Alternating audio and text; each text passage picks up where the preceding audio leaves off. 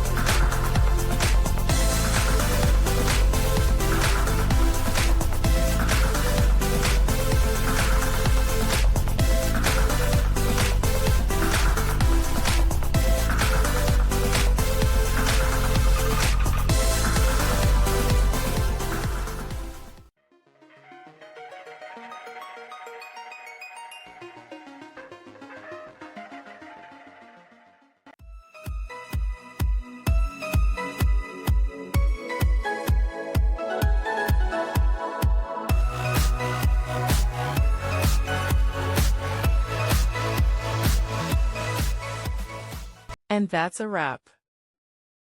I hope you found the answer you were looking for. If you did, take a second to hit that subscribe button. It really helps out.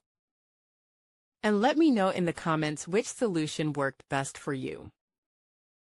See you next time in the debug zone.